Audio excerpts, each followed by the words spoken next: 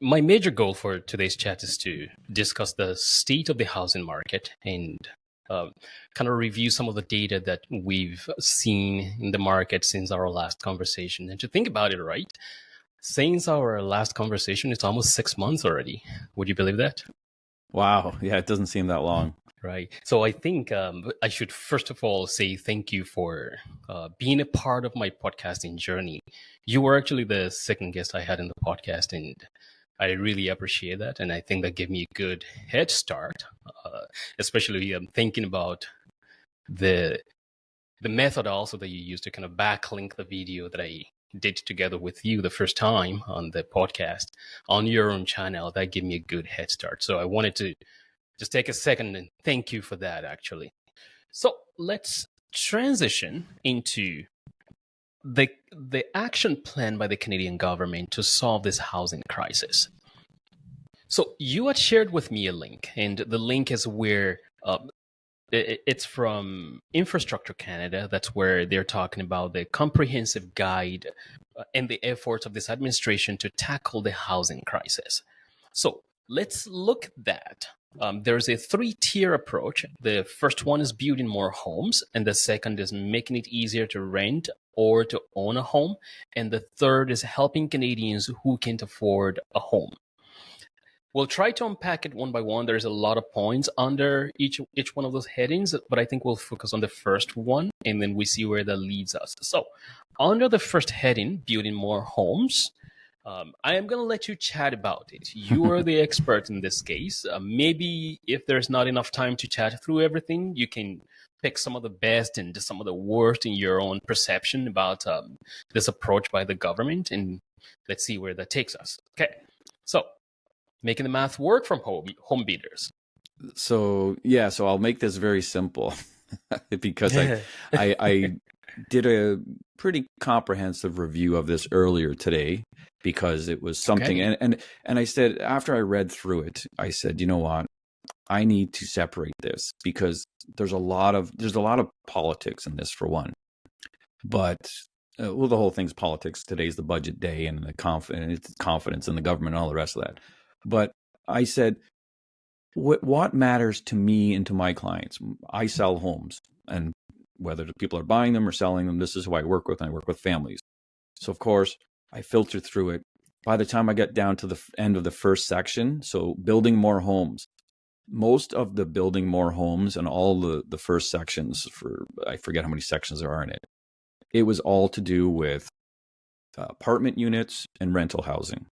So making the math work for home builders, it's talking about, you have it right there. So this is building more apartments and more rental units, right. Low cost, whatever. We need them. Of course, we need them. That's great. But I didn't focus on that because it's not going to affect my business with selling homes. It might help, more units helps everybody. But of course, I do acknowledge that Canada has been lagging behind in the construction of rental units because the policies worked against it. Instead of building rental units, they're building pre-construction condos and selling them to speculators. So now we have overpriced rental units instead of affordable. So if there was a critical error in kind of policies, I believe, with the government there. The things that only affected my clients or the people I want to work with, not that I want to work with, but I do work with, home buyers, was the new technologies. So this whole section was the new technologies to build homes faster and more affordably. And that was where I focused on. And it was talking about modular construction and 3D printing homes. And I've actually seen you can 3D print homes, and you can look on YouTube at things. And it's pretty cool. Now it's still expensive to do, but it is another tool. With regards to like prefabricated or built homes that are built in factories, I did something this week. I think I talked about it on one of my YouTube channel or YouTube videos, or it was on Twitter or X. But I got some great feedback. And you got to remember, to build these homes, you have to still pay people to build them. You have to ship the materials twice, once to the factory, and then you have to ship the completed product in sections or in a whole piece to the construction site. You still need a foundation. You still need the land. You still need the Correct. servicing. You still need the development fees. So, and people said it's actually more expensive to build. Now you can increase production because you have people building other homes on site traditionally, and you have people building in factories, but it doesn't make it any cheaper. And these are so these technologies that they're talking about, the housing minister, Sean Fraser, says they want to change. Like, we've been doing things the same for hundreds of years. There's new technologies. We should be implementing them. Well, nobody's implemented them yet. And I'm trying to think, I want to study, I haven't done any research, but what countries do this? Is there any, he didn't point to any examples of, okay, in this country, they build like this. I know in certain countries they build because they're remote areas and they have, certain ways they do it. But will this work in Canada? Is this just a dream? Like, there's no real plan besides talk at this point. Right. And I think this is a point where, as much as possible, people need to begin to make up their mind to what really matters to them. And I'll get your reaction to this question as well. People need to get to the point that they decide what really matters to them in every election. And it's also in this kind of situation that we realize that every level of leadership in the country matters. No matter how much we want to overlook it or overestimate it, they really matter. The choices we make or the choices we don't make, they really matter. But let me get your thoughts. So this is 2024. And I've been asking these questions to people I've been talking to on the podcast behind the scenes, but I think I want to start asking people actually while on the podcast. There's a lot of conversations out there now, probably way more than ever before. I think right now, a platform like YouTube for you and I, right? You can sit and toss a mic on the desk and you can have a good conversation and people out there can see it compared to even 10, 20 years ago, right? The platform wasn't there. There's a whole lot of conversations, but I think more and more in me trying to analyze modern society and some of the challenges that are peculiar to this to modern society, I realize in spite of all the conversations out there, there's still the weakness in the way people make choices still. And I've been asking this. How can you pull conversations together to actually make an impact? Elections are going to be around the corner in a matter of months now. But how can conversations actually matter in the minds of people such that we're not waiting for another election to be called, or like in the United States, you're waiting for the next 4 years to vote out the incumbent? But are people actually powerless in the 4 years while the term is ongoing? What should people really derive from meaningful conversations? What do you think about that?